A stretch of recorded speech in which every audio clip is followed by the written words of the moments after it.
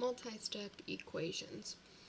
So there's about 4 steps, general steps that you take when solving multi-step equations. The first one is going to be to simplify as much as possible.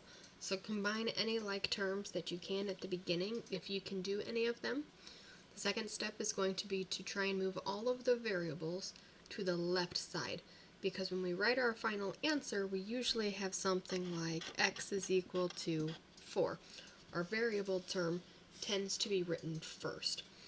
So in order for it to get to look like this, you'd have to move all of the variable terms to the left side, all of the constant terms to the right. Again, simplify. After we've done this, so then you should have one term with a variable and one constant, and then you're going to isolate that variable by doing opposite operation, usually multiplying or dividing. So if we look at example 1, I have 3 times the sum of x and 1 is equal to 5 plus x. So simplify as much as you can. My simplifying here is going to be doing my distributive property. So I'm going to multiply the 3 by x to get 3x. I'm going to multiply the 3 by 1 to get a positive 3, and then that's going to equal my 5 plus x. Remember, if there's not a number in front of your variable, it's understood to be a 1, so if you need to put it there to help remember that, go ahead and do so. My next step is to move all of the variables to the left side. So I can't combine anything on the left, I can't combine anything on the right because I don't have like terms.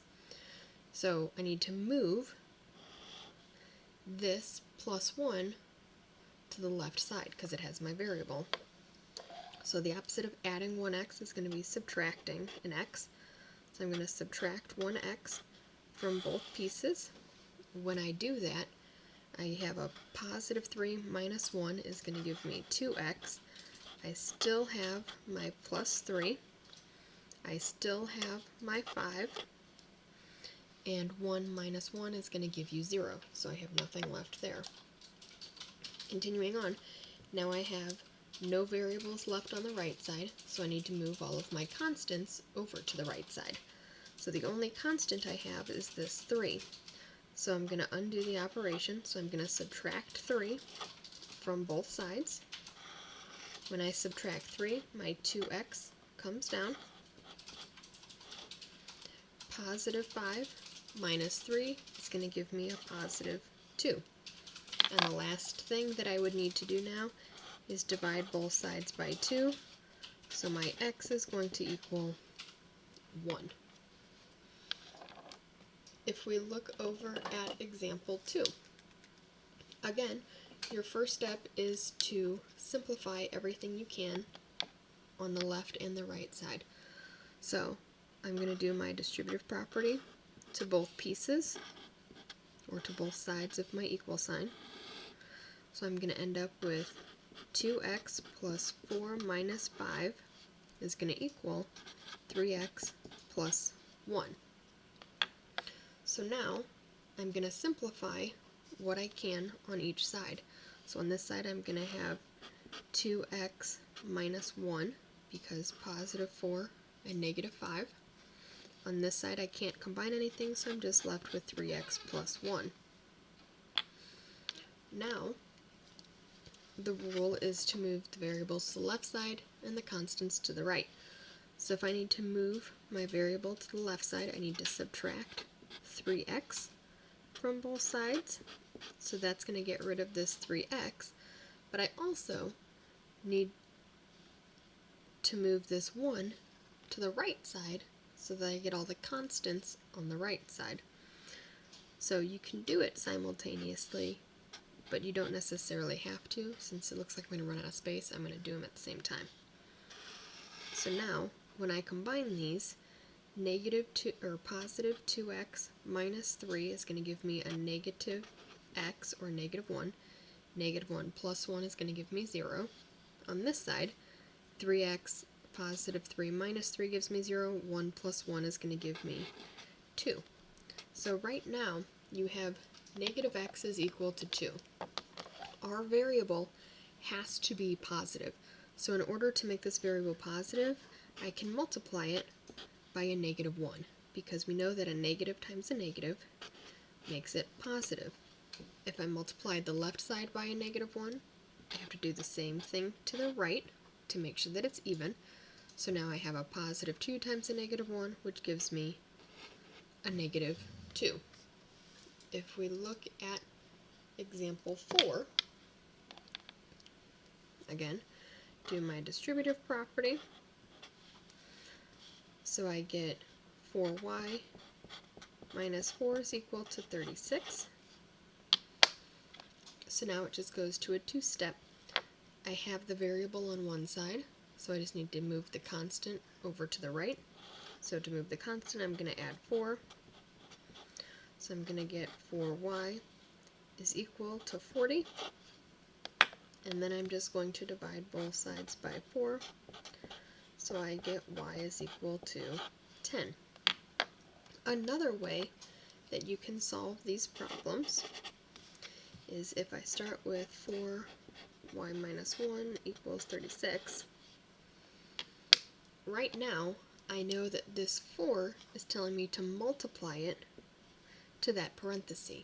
So if I want to get this parenthesis by itself, I can get rid of the 4 that's out in front. So if I divide this by 4, 4 divided by 4 is going to give me 1. So I'm left with y minus 1, or my parenthesis. I would also have to divide this side by 4 as well, which is going to give me 9. Now I'm working with smaller numbers, but you're still going to do the same operation. So I'm going to undo, so I'm going to add 1 because I want to get the y by itself. So when I undo it, I get y is 10 as well. You get the same answer, it just doesn't matter which process you use to solve for it. For example 4, in this case, we can't divide everything by 2 because we have this minus x off to the side. So for this one, you're going to have to do the distributive property first. So I have 16 is going to equal 2 times x is going to give me 2x. 2 times a -1 is going to give me a -2, and I still have this minus x. Now when I'm looking at this problem, I can combine the positive x, positive 2x, and the negative 1x on the right side. My 16 stays the same. 2 minus 1 is going to give me 1, and I still have this -2. So the last thing that I need to do is undo my operation to get the variable by itself. So if I add 2 to both sides, I get 18 on the left side and x on the right. However, we said when you write your final answers, we want the variable to come first. This is going to be important when we do inequalities, less than, greater than problems.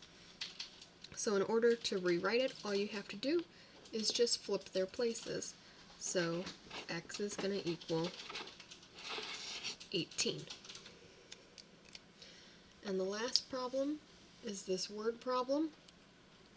It says you charge $8 per hour to babysit and $10 for travel to and from the house. You make $44. How many hours did you babysit? So this word per is your clue for your variable. So if it's $8 per hour, we can write that as 8 times my number of hours. So if it says you charge $8 times the number of hours, and means to add. And it says you make, so your equal is going to be $44. So when I write this problem, I have 8h plus 10 is equal to 44. So now it's going to be that undoing operations. If I want the term with my variable by itself, that means I would have to subtract 10 from both pieces. So I now have 8h is going to equal $34.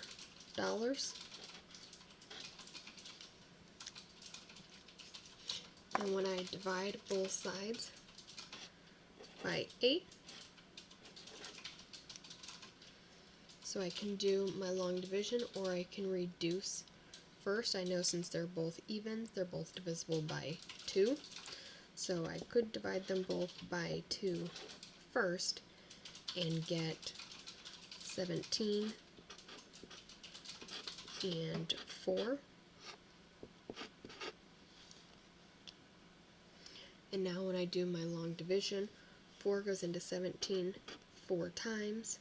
That's going to give me 16. I have 1 left over.